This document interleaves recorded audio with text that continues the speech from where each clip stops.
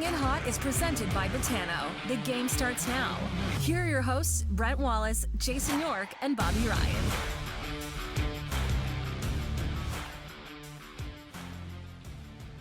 Hey everybody, welcome to the show once again. It is Coming in Hot, presented by Botano.ca. The game starts now. Jason York and Bobby Ryan alongside. Boys, a big show today as we get focused for a change, or we're going to try to be focused for a change. We have one topic. We go hunting for the elusive top 4D. Big game hunting. Are you guys? Yes. Are you guys ready to be dialed in here? Because I'm concerned it's going to get off track very quickly. I shaved. I finally shaved and made myself presentable. I'm ready to go. It's a big day here. Big game hunting for a right shot D. I did too. Let's go. I took it down to the wire too, so I'm ready. Yeah, we're going here. All right, here we go. By the way, this show is always brought to you by Botano.ca. Go to Botano, download the app, get 100% welcome bonus up to $500. By the way, they have all kinds of betting on there if you're betting on the Sens games or whatnot, but also on who you think is going to win the Norris or who you think is going to win the Vezina, Stanley Cup odds, all that stuff. Botano.ca. The game starts now. Also, Renfrew Pro. Go to renfrewpro.com. They are the industry standard when it comes to pro hockey tape. They've been in NHL locker rooms of the Stanley Cup champion for the last 20 years. They feel the game at at Renfrew Pro. Get them in all major retailers: Pro Hockey Life, Canadian Tire, Sport Check, Source for Sports. Renfrew Pro continuously evolves its products to ensure that every roll of hockey tape optimizes performance regardless of the type of hockey stick you use, which for Yorkie was a big wooden lumber tree. I used a stick called Branches. Bending Branches. I think it was Bob, you wouldn't remember this company, but it was in the league for about 4 years. And the guys it was actually a California company. They were so horny to get this stick out into production that they would give anybody a stick deal. These guys actually flew me and my family to Maui for using their sticks, which Come on. was at that. Yeah, flew us to Maui. Just had to use Bending Branches sticks. I think I had a 120 flex, hence why I can't move my wrist. Why my wrists don't move anymore. That's good. That's like the. It wasn't a wood. You remember that stick that was shaped like a triangle? That they were like, yeah, we're gonna innovate the game. We're gonna be in the tree line or something like that. I remember a couple guys using those in junior, like semi-pro and pro, and a couple in the NHL. And I was like, how much are they paying you to use that piece of junk? Oh, but apparently, the worst. Just a trip the most I've ever seen a guy get chirped for wearing bad gear was again in Anaheim. Played with this. You remember this guy, Wally? Bobby Dallas. He wore one of the. He was in Ottawa for one day, but in Anaheim he wore one of the prototype iTech helmets. And the thing was so big on his head, we started calling him the Great Gazoo from the Flintstones. Remember those Flintstone episodes, the guy with the huge helmet? And he got chirped every single. How much money are they paying you to wear that helmet, Dallas? He's like, oh, come back, and he just got abused. So it's funny you say that. I was going to bring up iTech came in and they would give everybody helmets and $10,000 who would ever wear one. I have one in the basement. I still have one of those iTech helmets. Okay. They were the ugliest helmets. They didn't give me $10,000. Go get Don't it. get me wrong. Go get it and finish the show wearing the helmet. You find the helmet that you stole with the flames on it, and I will get the iTech helmet out. Okay. All right, let's do it. I got to get one for Bobby too. I would love to wear people one. have been asking about this this helmet. Anyway, right. iTech always surprised. Let's go. We're off the rails already. Yeah, come on, Wally. Let's go. Okay, there you go. No, I worked in 5 minutes of free time just so we could get whatever it is out of our system before we go. That's what I was going to say. Yeah. 5 minutes of free play for the boys. All right. All right, here we go. It is time now to go, as Yorkie called it, big game hunting. It's the search for the elusive right-handed top 4 Dman. As you can see, arts and crafts on full display over here in the Wallace household. Wow. Oh boy, that's Yorkie. Nicely by the done. Way. Yeah, is that me? Yeah. It doesn't have my trademark. It doesn't have the trademark there where I'm supposed to have my trademark. I couldn't fit smartest man in hockey on there. Okay, so we have today 3 legit options that we think are potential targets. Then there's 2 other ones that are a little bit out there that we would like to see possibly happen. But before we get to those, I think we need to address a couple of them. And that's one is Matt Dumba, that's been reported that Ottawa has inquired about, who's a UFA. He's 28 years old, $6 million cap hit. The other one, Jakob Chychrun. We're leaving Jakob Chychrun off the list because he's a left shot and he plays the left side for the most part. 31, he's $4.6 million for 2 more seasons, and he is really expensive right now for Arizona. So those 2 have been left off the list. Yorkie, do you have any comment on the Matt Dumba stuff? It's way too expensive. It just doesn't make any sense to me. Yeah, like I'm not a huge fan of Matt Dumba's game for the money. At $6 million, I believe he's making right now. So I just don't see him as a fit with the Ottawa Senators for what they need. He's a guy. They need a guy that's really dependable, really steady, is not worried about making highlight reel plays, and I don't see him a fit for the money. And he's a good NHL player, but I don't think he's a $6 million player. But that's just me. No, I couldn't agree more. I don't see the fit. I don't know. I don't know Matt Dumba from Adam, but I don't know that you bring in a guy that with that much, not with that much personality too. The team kind of operates, the way they do with their group and their core. And on top of it, though the fact that he's right-handed helps. How many guys can you have from the 8 to 6 million range? You can't fit anymore. So you almost got to be a little bit bargain hunt. You need a guy that plays above his salary a little bit. Exactly. Now, the Jakob Chychrun one is interesting to me only because Jake Sanderson has 1 more year after this year of entry-level contract, which puts him under $1 million. So you could fit him, but you'd have to give up too much to get him. Like would I like to see Jakob Chychrun in the lineup? Absolutely. But I just can't imagine giving up that much to get him at this particular point when your needs are elsewhere. Yeah. Do you know him, Bobby? Do you know Chychrun? Do you know Chychrun at all as a guy? I don't know, and I've never heard a bad thing about him though from the guys that I know that have played with him. They love him. The only thing I would say is you already have 2 stud left-handed guys, right? Your top 4 in the 2 of your top 4 for the future, not just like 2 years down the road. You're talking hopefully 8 to 10 with Chabby and Sanderson are left-handed. So you don't need a guy making 4.6 that could possibly move Sanderson down to your 5 defense. It just doesn't make sense to me. Yeah. I know Jake a little bit. I know his dad, Jeff, who's a local guy. He's got local ties. He used to come home every summer and go up to his cottage. Was it White Lake? Whitey up there? Yes. Up near Emperor. Anyhow, great family. He's a Valley character kid. Yeah, great character kid, great family. Good player too. I'm with Bobby again on this one. Too much to give up. And the left shot, and the way Sanderson's going right now, you don't want to mess with that. No, so that's why these 2 are off our list. So let's begin the list. I'm going to start number 1 with Nick Jensen of Washington. Yorkie has picked out the 32-year-old who's a pending UFA. He is $2.5 million. 6'1", 205 pounds. What do we like about Nick Jensen, Yorkie?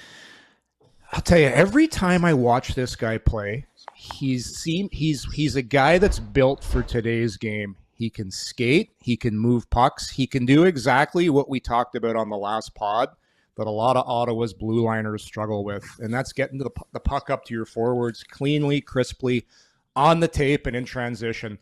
Is he the best defender? Well, you don't have to defend as much when you're moving pucks the way he does. I think he's for the money. Right now, he makes $2.5 million. The question is, what's he going to get an unrestricted free agent? It's tough when you get up there, 32 years old. So maybe that's a value signing. Maybe that's a value signing you can get. To Bobby's point earlier, maybe you can get him at a really good number, and you don't have to give up anything for him, and you probably don't have to give him a real long-term deal. So you're not locking in for the long term. So it's almost like he's a stopgap for 2-3 years until Docker really hits his stride. Sanderson's going to be that much better by then. So he's a guy you could win with immediately and will also help. And the last thing I'll say on him, guys, he's not going to upset what you're trying to do as far as he's not a power play guy. So right away, you don't have to figure out a way how to fit him on the power play. He's going to play even strength. He's going to kill penalties, and he's going to be a really good number 4 defenseman for a very reasonable amount of money. So that's why I like him. So I'm kind of mad that we started with him because he was my pick off of our list. I absolutely hate it. No, I hate it. Yeah, I hate it playing against them because everything you just said. He never made anything flashy. He made the simple play.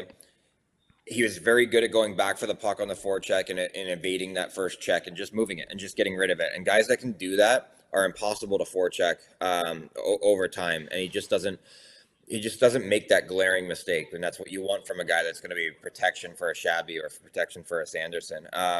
So I really, really like his game. I think he's a really good skater. And he can eat minutes, right? What if somebody goes down? Now you have to elevate a guy, and he's a guy that can eat minutes for you. And again, as to you, 32 years old, you can use him as a stopgap because he's probably not part of the 5-year plan. But a 2 to 3 year plan for a guy like that is a really good deal. Really good deal. He's a lot like Zub.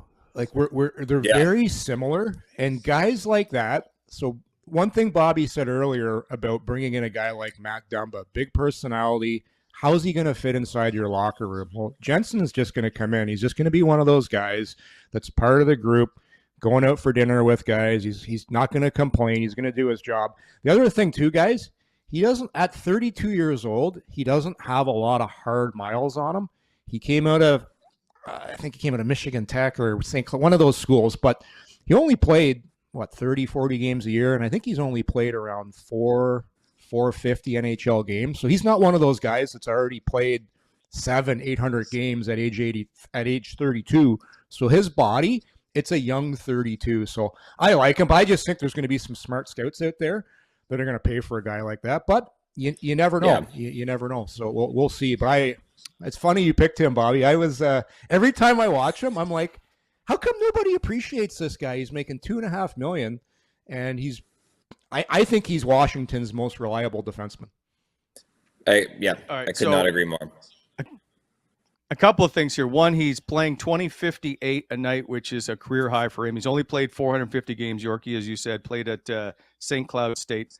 Not overly physical. I don't know if that matters in today's game. He's got 53 hits in 43 games. But the issue is going to be people are going to be now. There's no hitting. Throwing things.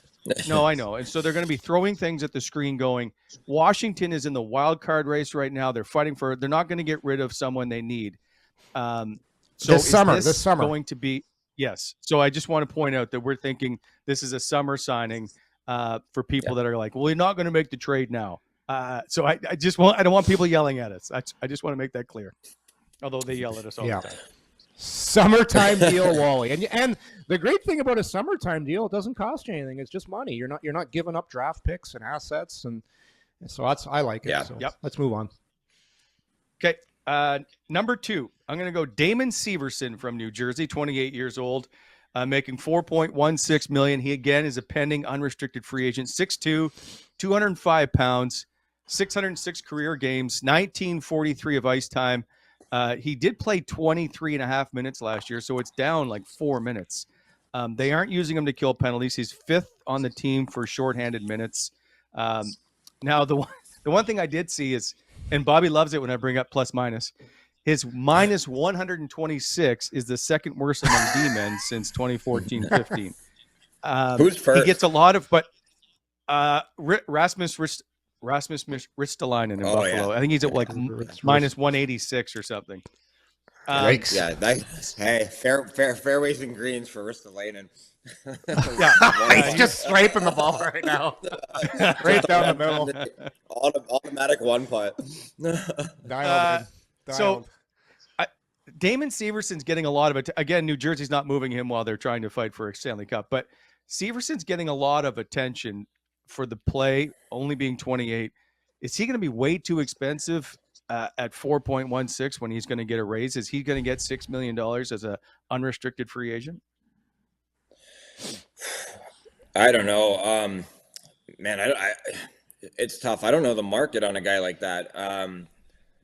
Because I do think he's an underrated player. I mean, obviously, I played against him for a long time, and I think he's a very good player, very reliable player. But I do think that somebody will make a splash with him, and he'll get that raise that he's looking for. I just don't know if you have the money to spend. And for me in Ottawa and whatever they're going to do defensively, it's about term more than it is about the dollar. You can overpay for a year or two while your other guys marinate and get time. But at the same time, you need to be able to move those guys in. If you sign him for 5 years, now you're effectively saying, okay, one of Thompson and one of Bernard Docker are expendable at this point. So that changes things. But I do like the player a lot. I think he's smart. I think he's reliable, and I think he moves the puck up the ice pretty well as well. So I like his game, just not for the dollar. Not for the dollar sign. Yeah, the better New Jersey does in the playoffs, and the more money he's going to make too. So he's like, let's go, big playoff run, come on, boys. The more money he's going to make. So everything Bobby just said, the same thing. I like him a lot. Good player. It all depends on what you have to pay him and how long it's going to be. So he's going to want to get on. Because he's 28, he's going to want a longer term deal, and he's going to get a longer term deal than Jensen. So he's going to be a more expensive player, I think, than Nick Jensen. So like him, but same thing Bobby said. Yeah, he's a tough one. So those are two unrestricted free agents. Then we also have one who is signed through the 25-26 season at $4.4 million, and that is Chicago's Connor Murphy, 29 years old. 6'4", 212 pounds. So he's the biggest and arguably the most physical of all. He's 15th overall in hits by a defenseman since 2016-17. 590 games played, 125 points. He's playing 19-25 on the ice in Chicago. So interesting about Connor Murphy for me is Chicago's looking to get rid of, obviously, players. They're trying to tank. I think it's pretty obvious. It looks like they're trying to perhaps tank.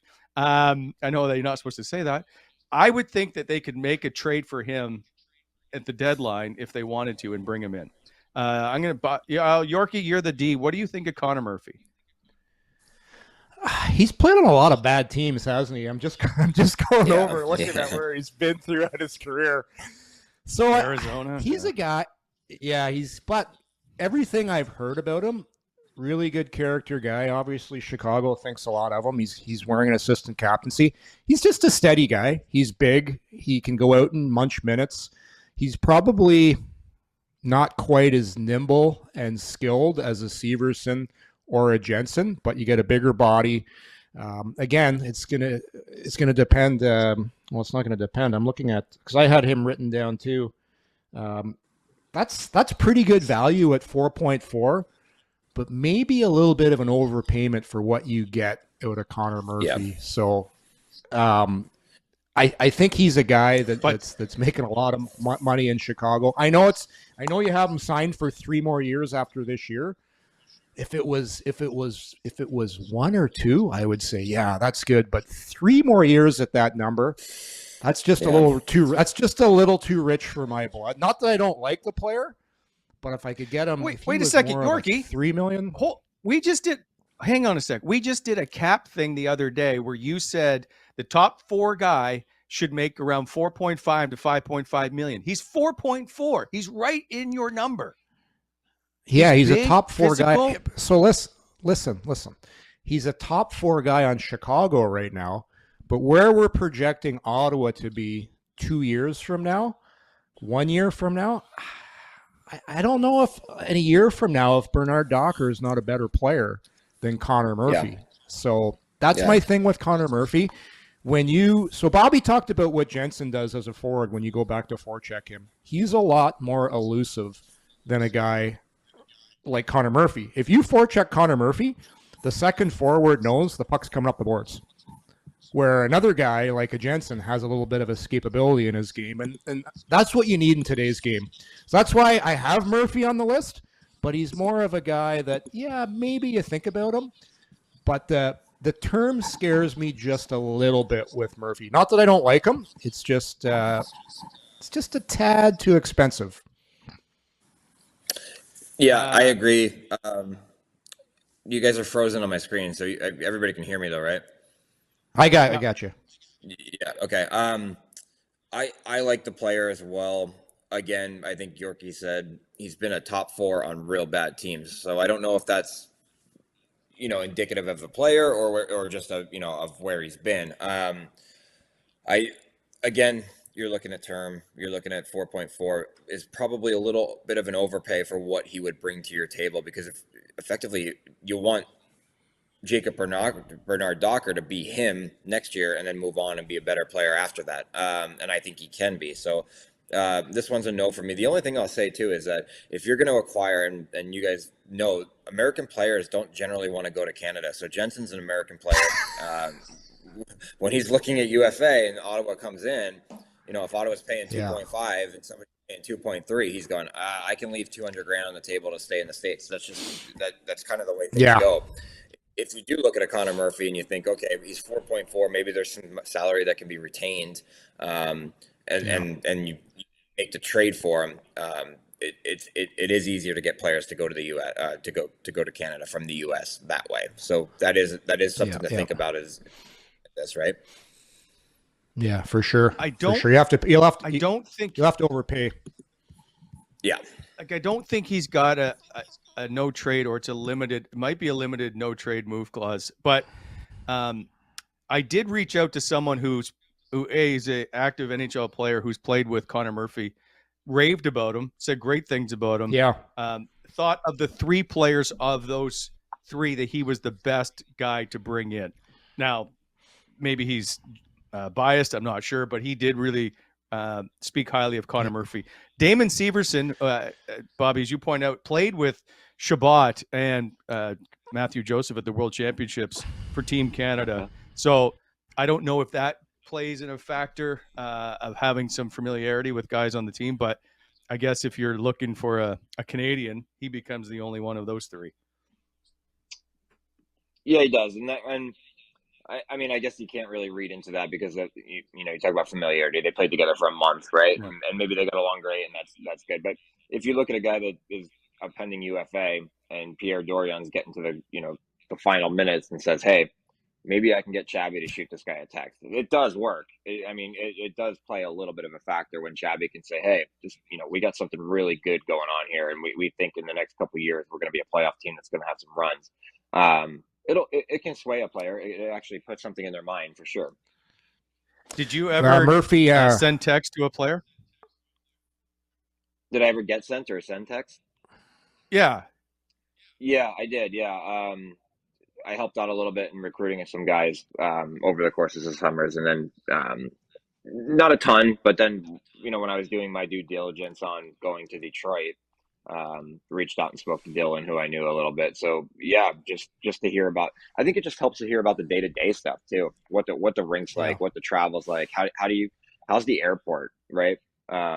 Because Ottawa's got to be like, well, we go through security with everybody else, like as opposed to just walking on the bird, Gorky. That's and guys, think about every little thing. It's not, it's not. Yeah. There's nothing off the table when you're looking at where you're going to live. Possibly, if you're Damon Severson and you're looking for 5 or 6 years, those things do weigh in for sure. Yeah. By the way, Murphy has a modified no trade. I just looked it up, so that's there. But you made probably the point. Murphy's. Yeah. He's probably got a 10-teamer or something, right? Yeah. But his dad was a great guy, Gord. He's a coach in the league, really good guy. I heard the same thing. Awesome guy, good person. And those are the guys. Those are the guys you want. But no. So let's move on. So next guy. Okay. Before we get to the, we'll call them the outliers of the other 2. Which one of the 3, Yorkie, would be the guy that you want to bring in here? Nick Jensen. If you could get him, and it's going to be more than 2.5. If you could get him under. Geez, you can get him around $3.5 million on a nice 3-year deal. Man, that would be really good value for what he could bring to this team. So it's all going to depend how Washington does. Do they make the playoffs? And I checked out Washington's cap situation. I think they might spend the least of almost any team in the league on defensemen. They do not pay a lot of guys besides Karlsson, but Orlov's up. They're already right up against the cap, so I think he's going to land elsewhere. And I think he might be a guy, but that's the guy I'm taking. And you are also, Bobby, right, taking Nick Jensen? I am, yeah. He's my pick, and I like the numbers that Yorkie just said. If he's going to get a raise, more than likely going to get a raise. If you can land him, 3 years at 10-5, 10, whatever it might be, maybe even a less off the front, and then throw some bonuses at him, let him work for some extra money, and give him the incentive. That a guy at 32 years old, he's looking for a 3-year deal just to finish it up, right? That's kind of where he's at. So he's my pick, absolutely my pick. Yeah. I'm gonna irritate both of you, which is what I normally do. Is I'm gonna take Connor Murphy. I think he's already got a deal in place. I think Ottawa can maybe move Nikita Zaitsev into Chicago, send a pick as well, help out Chicago that way, get him off the books and bring him in to replace that number. And then so it's a wash of contracts. That's why I like that move. And he's the biggest of them. I think they need some size. Hey, the only thing I'll say is if he's got a modified no trade clause and there's a list, Ottawa's on the list. That's just the way. I was going to ask you that. They're on the list. They're on every list. Really? Like if you had to guess of American players, and maybe it's just American more than Canadian, how many American players have Ottawa on their no trade list? Percentage. Every 95 to 100. Honestly. And the same goes for probably Toronto, Winnipeg. I mean, maybe Montreal as well because of the way they are right now as a team and an organization. But generally, American players are putting just about every Canadian team aside from Vancouver on that list. That's kind of the way it goes. Mm-hmm. Is Toronto tax issues, or is it just the mecca of the market? It's both. It's both, and that's Ottawa. And Ottawa falls more into the tax bracket. And then Ottawa's just got a bad reputation because the guys see the Brook Street Hotel in the rink. That's it, right? They don't go down to Little Italy. Yep. They don't go down to the market. They don't get to experience anything because they want to stay near the rink, and that's what they know. I used to get texts from players all the time. They're like, "Buddy, this city sucks," and I'm like, "Well, you're at the Brook Street and you're in Canada. Go downtown, have a nice dinner, walk around. The city's incredible. You just don't experience it." Wow. So there is that, but yeah, I would say the taxes are a big part of it too, a real big part of it. Well, the other thing too, this team's reputation took a huge hit throughout the last 6-7 years of not wanting to win. There were signs up to cancel the owner by the fans. The fan base got a sign to get the owner. Like, who in their right mind is gonna? Yep, sign me up. Like it's So there's I will lots say, of Yorkie, sorry to interrupt. This team continues to the growth chart that they're on though, and they start to win and they start to become competitive. That changes everything. Absolutely. There was a time when a lot of guys wanted to come here, and it was exciting. And they took a nice step this summer. So you got to give marks for what they did and getting some excitement back. And the building's kind of buzzing some nights now too. So it is what it is. But they did a lot of good things this summer.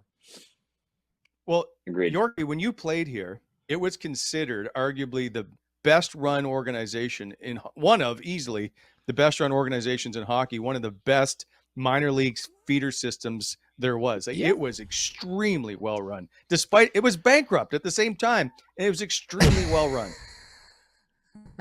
Yeah, it was exciting. It was loud. It was for all those things. But the main thing is the team was always competitive, and yes, guys want to win. So guys, if guys are going to go somewhere, whether you're Canadian, American, Russian, I know guys like money, but guys love to win too. The really good players that you want to get are the guys that want to win, and they don't care where it is. So, hey, that team's got a chance, I'll go there. So that's to me, that's still number one with what guys want to when they're picking where they can go. So, Bobby, does the playoff bonus money help at all when it comes to taxes and thinking of where you'd like to be if you're in the playoffs every year? No, it's not enough. No, you get like $2,000 a round or something, and like no, not at all. Well, I remember if you win the Stanley Cup, are you not getting $1 million? No, not even close. Like you're getting a 10%. It costs. I think it's quite costed high. money. It's costed money for Bobby to play in the playoffs the way he's rolling. Hey, nothing. It's nothing. In 1994, when Glenn Healy won the Stanley Cup with the Rangers, I think he got over $250,000. No. Like it's it. He must have had personal bonuses, but he had I know. I'm personal going to try and bonuses in find his out contract. the Stanley Cup bonus. It's higher than I'm telling you now. I remember the year that we went deep in the playoffs. I was the guy that had to divvy the shares up because I was the rep at the time, and I had to decide who got a full share, half share, whatever. And I'm going through this list, and finding out what we made or what you made around it. I'm like, who cares if they get half of a share of $1,000 at this point? Like it was. I'm telling you, I think it's so unsubstantial that it won't change anybody. No. What did you get in the Eastern Final then? Do you remember?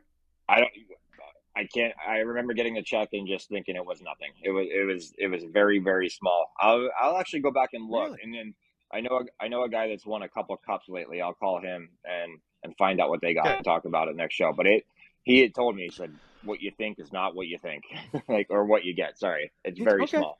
Maybe it's the tax money that comes out. All right, we'll move on because I'm off track. Sorry, I'm off topic. Speaking of, we're constructing Ottawa's blue line. We'd like to talk to you about BEI, Bonisher Excavating Inc. Go to bonisherexcavating.com. They are the industry standard when it comes to all things in the Renfrew Valley. Give them a call, 613-432-1120, or go to bonisherexcavating.com. BEI, helping to shape the Ottawa Valley. And of course, it's the last night I have to cook dinner for the kids, which means I'm not cooking. So go to Montana's. We will be there tonight. My wife is finally home, but it's going to be late. It's later tonight, so they're going to get fed at Montana's. Yesterday was the Wednesday's all-you-can-eat ribs. Thursday is drink specials, which they have daily drink specials. Go to Montana's. How do you turn this down? Montana's over in Canada Central. They're also everywhere. They're in Barhaven. I just saw the other day. 5 locations, I believe, in Ottawa, 51 in Ontario, all across the country. Okay, here's the last 2 that we have to talk about. People are going to be throwing things at the screen through these 2. Okay, we're going to start with Rasmus Andersson in Calgary. By the way, I'm blaming Yorkie for these guys. 26 years old, $4.5 million. He signed through 25-26 season, 6'1", 202 pounds, 340 career games. He leads the Flames in ice time, almost 25 minutes. He leads them in power play ice time. He's 3rd in shorthanded time on the ice. 34 hits in 42 games. Again, not very physical. Tied for the team lead in blocks. 11th in the NHL in total time on ice per game at 24.53. Yorkie, what makes you think the Calgary Flames are giving up Rasmus Andersson? They're not giving Rasmus Andersson up this year. The only way that this has any chance of happening, because there's a lot of pressure on the Calgary Flames right now because they made those huge moves. Yeah.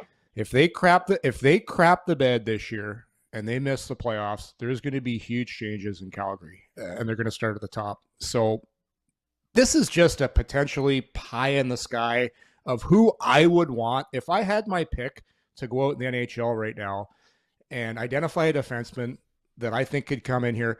Kind of what's happened with the Boston Bruins. Everybody wonders why the Boston Bruins are so good this year. Well, because Hampus Lindholm has come in there, and now they have 2 guys in Charlie McAvoy and Hampus Lindholm that could be on the ice at any time, and look what they're doing.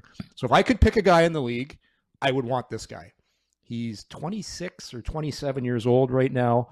He's could play in all situations. He is a prick to play against. He chirps on the ice. Yep. So Wally, he plays hard. Like, I know you want a guy that's going to get in your face and abuse guys. He does that.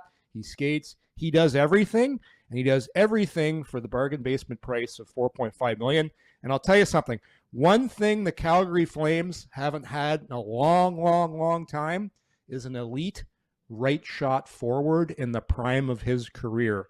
So if you want to make a blockbuster trade at the deadline, at the draft next year, and you got a very angry Calgary Flames team and you still have Alex DeBrincat, maybe you can find a dance partner in the Calgary Flames and you can send them a guy like DeBrincat and you get a guy like Andersson in return, and maybe there's some other moving parts. And the reason this works is because they just spent a lot of money on a right shot defenseman, Mackenzie Weegar. They got Noah Hannafin. They've got an embarrassment of riches on their blue line. So I don't think they'll ever trade him because I think he's a great defenseman. But if I had my choice to get a guy on term to come help the Ottawa Senators when I think they're going to be ready to win in a year or two, I'm taking that guy. Yeah, I'll be brief because I know we got time constraints today, but I agree. He's a Swiss Army knife on the blue line. He does everything you need him to do, and then some. But if I'm Calgary and I'm looking at my team and we're good now, but we want to remain good and we want to remain in the hunt, I don't know why you would ever think about moving him. He would be one of the first guys that I would identify him as going, okay, he does everything right and he does it the right way every night. He's a very, very good player for them. But just the last, I know we're tight here, but here's the thing, and I know DeBrincat, 40 goals 2 times, man. That right side, Bobby, like who's their top right winger right? Who's their top right winger right now? They've never had that guy. It's the guy they got. No, he's a center. It's the guy they got from LA, who's 30 years old now. It's Toffoli. Toffoli's their number one right winger. You're right. Yeah. 30 years old. So anyways, it's not going to happen, but that's just my pie in the sky pick. All right. I mean, I like it. People are just going to be angry with us for naming these names. And lastly, I almost didn't want to put this on the list, Yorkie. I thought this one is so off the board that it's just, you'd have to give up the entire team. Ivan Cernak from the Tampa Bay Lightning, who, by the way, is the first cousin of Christian Jaros, who was a former Ottawa Senator defenseman. 6'4", 224 pounds. He's about to start his new 8-year, $5.2 million contract next season. 261 career games, 1931 time on the ice. Leads the Lightning in hits, third in blocks. Now, there is one interesting thing here.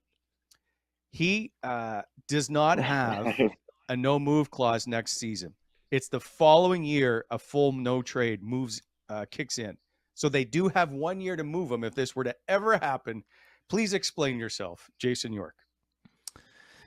Well, you told me if I had my pick of a young defenseman to come in and to complement what Ottawa was trying to build, I'm grabbing this guy. Again, Is it going to happen? It's got a 1% chance of happening. But I will say this. Steven Stamkos is getting older. He's 32 years old right now and makes a ton of money.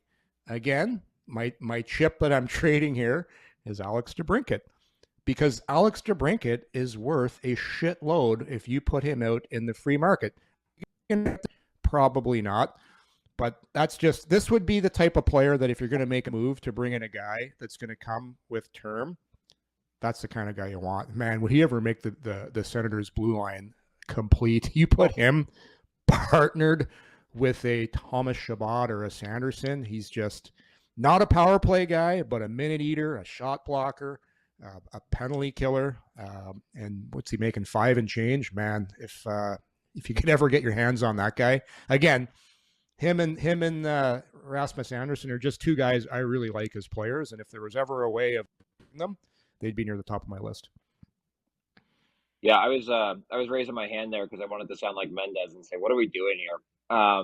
They're not moving him. No, I know they're not moving him. And if they are, you better do it in the next 365, because once that full no trade clause comes in, he's going, yeah.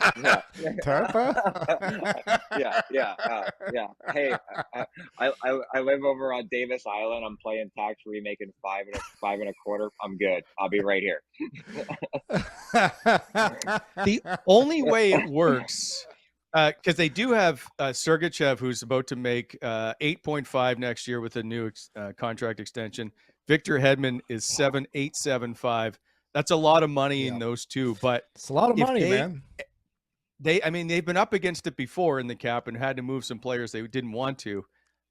If they ever get to that point, but I would think it's someone else they're going to try and move and not Ivan Cernak based on just the dollar amount. Like that's a really, really good contract if he becomes the player that everybody thinks, right? Like it's a great, but this is what the point I'm trying to make with names like that is everybody says, why would you trade DeBrincat? Why would you ever trade DeBrincat? And I'm like, well, hold on a sec. There's guys out there that you would trade him for, and Tampa wouldn't trade him for DeBrincat, in my opinion. But you look around the league, and there's always teams that are really angry at the end of the year, and they fire their coaches, they fire their GMs. All of a sudden, a really good player, the guy that drafted him, the guy that signed him, is no longer there. So the chances of getting a guy become not impossible anymore. Hey, star players get traded. It does happen, and there's reasons behind it. I would just love to see Ottawa make a blockbuster, bring in, get some more energy, get some more excitement. But those would be guys, again, pie in the sky. If I could pick a guy, those would be guys that would be on like your wish list of guys that, man, if we could ever get a guy like that, those would be the guys I'd love to get. So, Bobby, let me just throw in here quickly before we wrap this up. One of those blockbusters was the trade to bring in Dion Phaneuf. And I'm curious to what the room was like when he arrived and what the reaction was when they made this which was a blockbuster deal at the time. Right away we were like, what the hell, why? Because he was a Maple Leaf more so than anything else, right? That was the captain. Guys, yeah. Guys felt a certain way about him because we had battled against him. But I will say he came in the room immediately, and you understand why he was the captain and why he was the guy that was targeted. I want to say the culture, because I think we had that already, but I think that he brought in an air of a guy that's been there for a long period of time, that knew the ins and outs of going to the rink every day. And he was good. He was very good for our team. He had a really, really good playoff run. So our room was good. The same with Burroughs. Guys were like, why? What are we doing? And then Burroughs came in and played a role for us as well. When you play against guys for so long, you feel a certain way about them. And we weren't fans of either one of them, but at the same time, they both came in and helped us down the stretch. So you put everything aside for the hockey side of things, and they were both good. All right, here are our 5 finalists for our right-handed side defenseman. Starting with Nick Jensen from Washington, Connor Murphy, Damon Severson, 3 possibles, and then our 2 outliers, Erik Cernak and Rasmus Andersson. That wraps up the hunt for the elusive top 4 D-man as presented by our investigative reporter, Jason York. So Wally, smartest man in hockey. One last thing. Everybody says, you're never going to get a guy like that. Well, how the hell did the Boston Bruins get Hampus Lindholm? Right? Yeah. And look at what that move has done for that hockey team. It just goes to show you, that's why I put such a high value in defensemen. If you can ever acquire a guy like that, man, the proof's in the pudding. Those are the guys you win with. Like you look at Jonathan Huberdeau and the Matthew Tkachuk and all that, like guys do get traded. No question. It just seems right-handed defensemen are like the unicorns. Quickly before we go, we have the lock of the day by Botano. So we'll make this quick. The Sens are in Arizona tonight, playing at the Mullet Arena. I don't know what you guys would think of playing at that arena, but I think it'd be kind of cool. Mark Castell grew up in the area. Tkachuk was born there. The Sens are favored to win, but they've lost 4 straight in Arizona. The last win in Arizona, Mike Condon was the goaltender of record back in 2017. Sens have allowed 18 goals in the last 3 games in Arizona. They've quite enjoyed their time there, except for that one little car ride they didn't quite enjoy. Sens have lost 2 in a row. Arizona's lost 6 straight games overall. You know what, Bobby? You're 3-3. I am going to allow you to pick first. Yeah, let Bobby pick first. Yeah. I'm taking Arizona. What? Yeah, I'm taking Arizona tonight. I didn't know that the boys had gotten hung for 18 on the last 3 times down there. I was probably part of one of them. I think I was there for Condon's last. I think they scored on Condon from behind their own goal line on one of them. I remember, and it was going wide. But that being said, Yes. they traveled. There's the time change. Did they travel yesterday? No, they had an off day so- in Arizona, so they've been there for 2 nights. Oh, Oh, I'm taking the Coyotes. I'm taking the Coyotes, and I'm not going in the Y. I'm taking the Coyotes. Is Ottawa? Do they stay at the Westin Kierland in Scottsdale when they go? I know. Have you stayed there before, guys? I'm not sure with the new rink. No, with the new rink, I'm not sure. Oh, the boys were close that's too. right. They didn't have to take that 40-minute ride from Glendale down there. So yeah, I'm taking the Coyotes. I'm doubling down now. Yeah.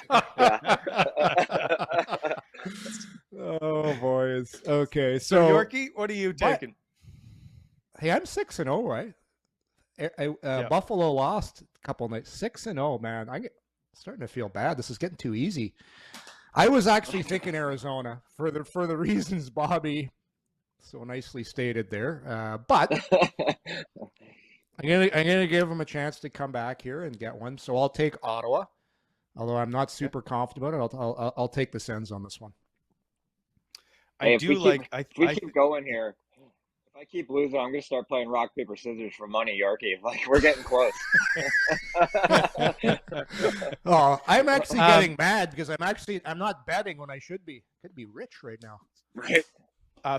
So I'm gonna what is it the over under? So the over under 6.5. When you play these kinds of games, is this an over kind of game, Bobby? Yeah, I think so. This is one of those games where a team travels. They had a couple of days off.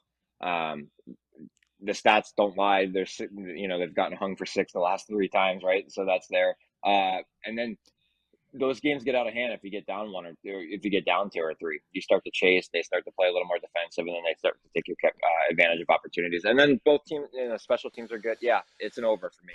It is an over. This is a pinnacle game for the season right now because I think Ottawa's 9 points out of a playoff spot. If they lose this game and they fall to double digits and they lose to Arizona, shit is going to hit the fan here, and the old, as we like to say in Ottawa, the old panic button's going to get pressed. So, man, this is a big game mentally for the group. Well, for the belief inside the group of whether you can catch up because they have some games in hand, and listen, the guys always have to believe they can catch. Otherwise, it's mentally. How do you prepare for games? So right now, I agree with that. Hey, but hey, if it's the mindset. If they lose to Arizona, it's going to be demoralizing for the group because now you're double digits. So a lot of pressure. This is a game where there's a little. They've been there for a couple days. You want to reward the organization for letting you fly out there. So yeah, this will be interesting. Yorkie, I agree with that. My point is nothing's going to change from the organization point of view because of the sale is my only thing. So people might get angry and cranky. No. Like DJ's not being fired and Pierre's not. So all I'm saying is Yeah. It'll just be the players that'll be upset. That's all. I'm just talking. By the way, talking. It looks like Brady Tkachuk has now moved to the left side, and Alex DeBrincat's moved to the right side on the flip the line. So interesting. Or is it? And Giroux's moved over. So it's DeBrincat on the left, Brady on the right. Giroux is now playing the left with Batherson on the second line. So interesting that they've done these kinds of lines. I don't know if it's going to work, but we'll see if a little shakeup matters to them. Interesting. I still think this is an Arizona win tonight. Nice. Okay, I'm taking Ottawa. Okay, boys, enjoy your weekend. People, all our people who are listening or watching, feel free to comment on this, like and subscribe to our show, but comment on who you think Ottawa should go after as a top 4 right-handed D. We are interested to see your reaction to all these. That's our show. We will catch you on Monday. Thanks, boys. Take care. Thank you. Enjoy the weekend.